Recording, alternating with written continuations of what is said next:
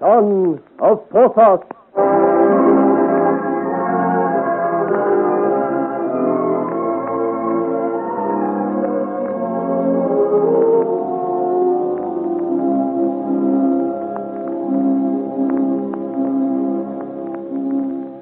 On top of the tower roof, more than 200 feet above the moat around the city of Freiburg, with the wind and rain moaning about them, stand Joel and his men.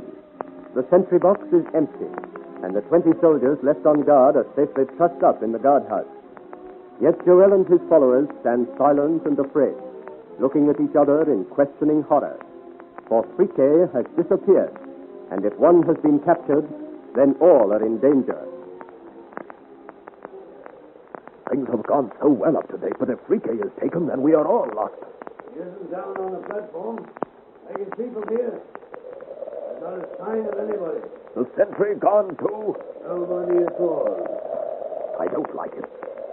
What can have happened? No shooting. No alarm has been sounded. Would we have heard it if it had? Up here on the roof, the wind drowns most sounds. So far, we've had reason to be thankful for its moaning, but now, I don't know. Monsieur, there is another noise about the wind and rain. I can hear it. I cannot. What sort of a noise? A noise of rushing water. Oh, it's probably the moat, swollen with the rain and turned up by the wind. No, it's not the moat. I can hear it plainly. It's water running, and it's only just begun. The noise of the moat has been going on all the time. You're hearing things, Jacques. Don't trouble the captain with such nonsense now. We have other worries on our minds. But I do hear water rushing, sort of muffled, as if it were in a pipe. Monsieur, I am a countryman. I'm used to hearing small sounds. My father always said, Jacques has ears like a rabbit. He can hear a bat squeak. And I tell you, monsieur, there is a sound of rushing water. I believe you, Jacques, though I cannot hear it myself, but I do not see how it helps us now. If only I knew what had happened. If only I knew where Friquet was. Why, master? I'm right here. Do you want me? Friquet? What happened? Were you caught? It takes more than a German to catch Friquet. But I kept you waiting. We were beside ourselves with worry for you. What have you been up to? We went down to the platform to deal with the sentry, as you told us to. It wouldn't have taken you all this time if things went well. Besides, you were not there. I looked. Oh, it didn't take us long. We dispatched Master Sentry before he could open his mouth to ask our business.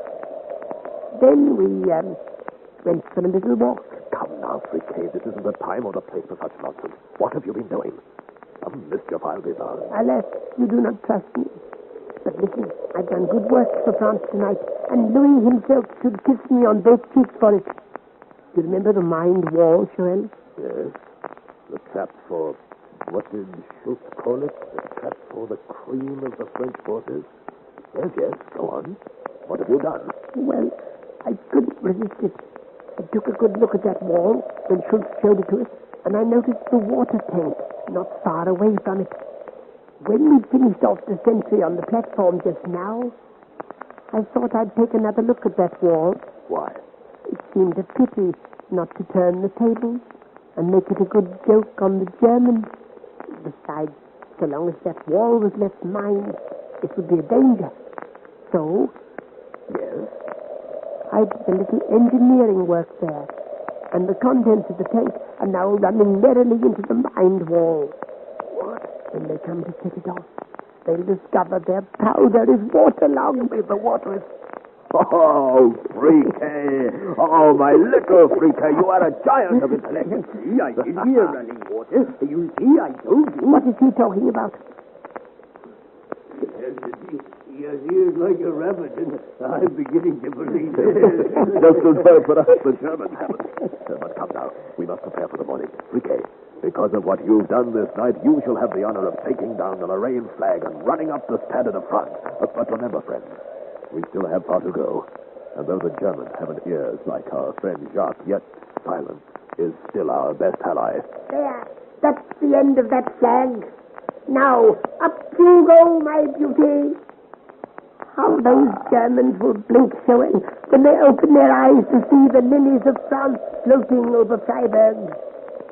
Oh, that I could be there when Colonel Schultz first sees the light of day.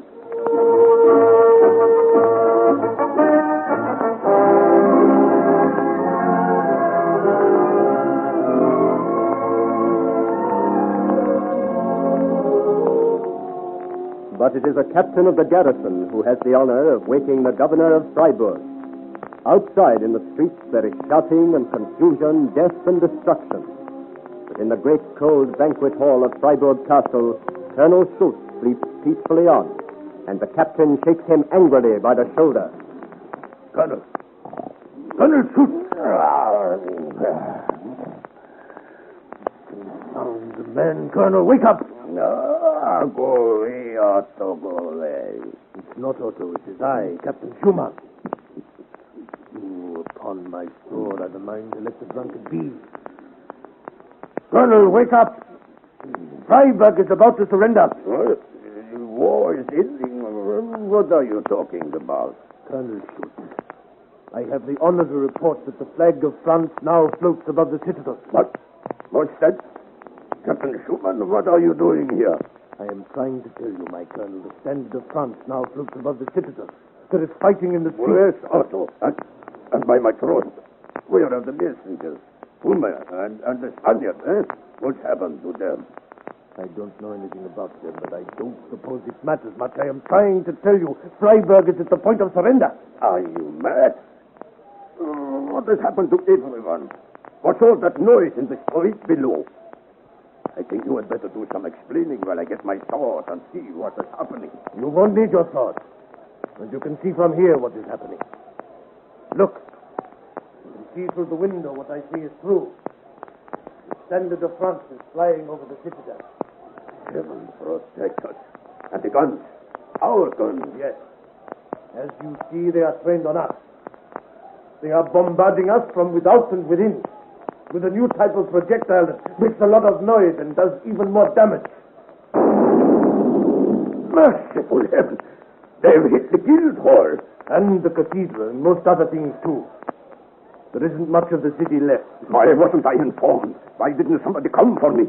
How long has this thing been going on? Colonel, there is considerable confusion, as you see. I don't think anybody thought of you. Was that the wall? Have they blown the mine, the wall? No. They tried that earlier. But somehow the water from the fire tank has got into the powder. Then it is quite hopeless. Is there no way out? My lord, you are as good a soldier as any when you are sober. You see the position. The enemy hold the citadel while their comrades advance in steady columns from the outside. We are helpless. Completely at their mercy. No. This is the devil's work. There's confusion beyond description in the town. Destruction and carnage throughout the city. In the very skies rain fire and brimstone. What can we do but surrender? Never. Give me my sword. Wear your sword, by all means. For the time has come to surrender it. Listen. I hear nothing. That's just it. The bombardment has stopped. That means we have surrendered. The garrison at the gate has surrendered. Open the window, and you will see them opening the gate to the French marshal. I don't want to see it, then you shall hear it. Listen. Hear the triumphal music of the French. The Marshal of France is entering the gates of Freiburg. And why? Because our colonel looked too long upon the good French wine and slept too long beside the fire. Listen to it, and shiver in your shoes.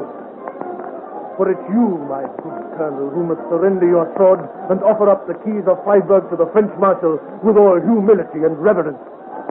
I will not listen. Nor shall I kneel before the French marshal. No fool from France shall make me bend the knee. He may take Freiburg through some devil's trickery, but Colonel Schultz, never. Oh, so the rat has made his plans for leaving the sinking ship, eh? You will be sorry that you spoke like that. Perhaps. Yet now that Freiburg has been destroyed, I doubt if there is room in my heart for any other sorrow. Tell me, what do you intend to do? I have my plans. Yes, I suppose so. And they say the old castle is full of secret passages. It is logic to suppose one of them leads out into the forest. It is a pity you will not be able to use it. What do you mean? Put down that gun. It will do no good at all, of course. But I loved Freiburg, Colonel Schultz. And I do not like to see her betrayed. I cannot let the man who betrayed her leave her in her last hours. This is the end of you, comrade, as well as of Freiburg. Of neither of us. Look over there. What? Where? Such an old trick, my captain. You are a loyal soldier, and as such it is a pity to kill you, but it was you or I, and I have things to do. Now, my sword. Yeah, that's right. Across the passage and through the secret door. And Marshal Craigie can have Freiburg, but he'll never touch Franz Schultz. He's much too wily a bird. Quietly now. Quietly open the door. 3 steps across the passage. Going somewhere, Colonel Schultz?